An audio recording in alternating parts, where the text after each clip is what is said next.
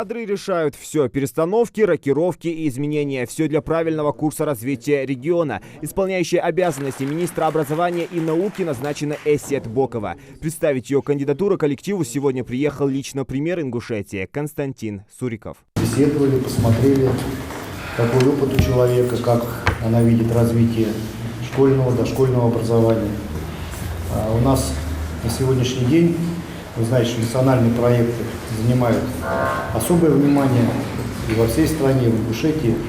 У нас строится очень много школ, очень много садиков, поэтому, конечно, со стороны Министерства образования этому надо уделять особое внимание, потому что надо вникать не только в вопросы образования, но и в вопросы приходится вникать и строительство, да, и коммуникации, какая вода, и как вообще столовая там расположена в садике или школе и так далее.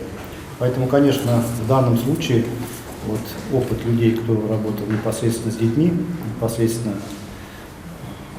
работал с испытательным процессом, конечно, этот опыт незаменим. Эсет Бокова с отличием окончила в 1991 году Чеченский госуниверситет, затем и аспирантуру. Всю жизнь работала в сфере образования. Вначале воспитателем, затем учителем химии, а позже стала директором лицея номер 1 в Сумже. В первую очередь я хотела бы поблагодарить главу Республики Ингушетия Махмута Макшарифовича за оказанное мне доверие.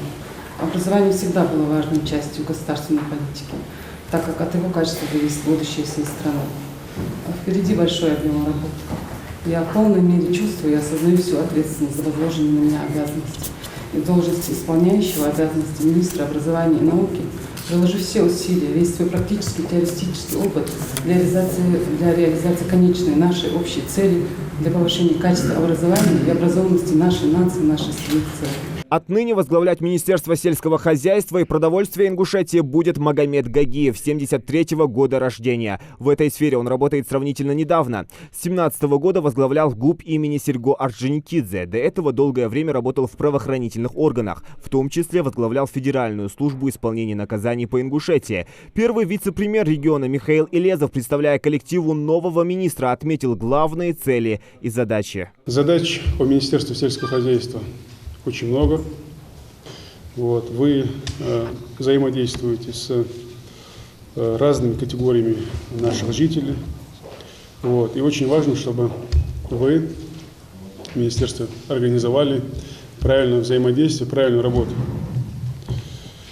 Вот. Нам нужно будет наладить, четко выстроить работу с ГУПами, вот. Выровнять работу, связанную с землями ГУПов.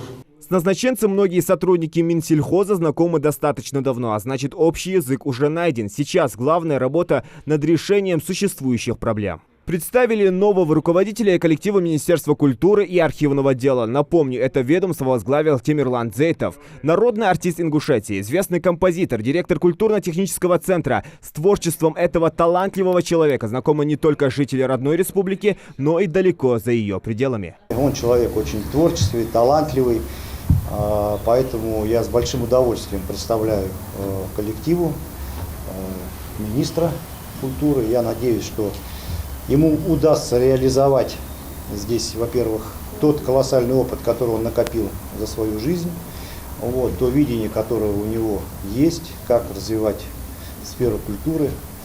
В моем понимании это самая важная сфера, несмотря на то, что мы живем в мире материальном, нам нужна зарплата, надо кушать, надо жить, да, но без культуры это все пустое, поэтому, конечно, культура – одно из самых важнейших направлений вообще нашей деятельности. Автор более сотен произведений различного жанра, Темирлан Дзейтов родился в 1964 году. Солист популярных групп, получивших широкое призвание на эстрадных площадках Северного Кавказа, да и во многих субъектах страны. Творческий подход в управлении, безусловно, должен помочь Темирлану Дзейтову в новой должности. Проблем очень много в сфере культуры. Я сегодня только приступил к работе. Совершенно для меня неожиданно все это произошло, но тем не менее будем поэтапно двигаться вперед и обозначать приоритеты и решать первоочередные задачи, вопросы совместно и с правительством, с главой и так далее в команде. будем решать все вопросы. Накануне председатель правительства Ингушетии представил еще одного руководителя коллектива Министерства строительства, архитектуры и ЖКХ Ингушетии. За плечами Микаила Балахоева богатый опыт в области строительной сферы. Свою карьеру он начинал прорабом. Далее Андрей Дигана, вы команда, вы подчахда, мы будем работать. Это для нас мы это все делаем. Это вокруг. В этот же день был представлен и новый вице-премьер Ингушетии Тимур Фаттахов. Опытный строитель возглавлял управление капитального строительства Центрального банка России. Цели и задачи, те, которые стоят на сегодня, мы знаем. Те, которые нам предстоят в будущем, определим совместно, наверное, уже с федеральным центром.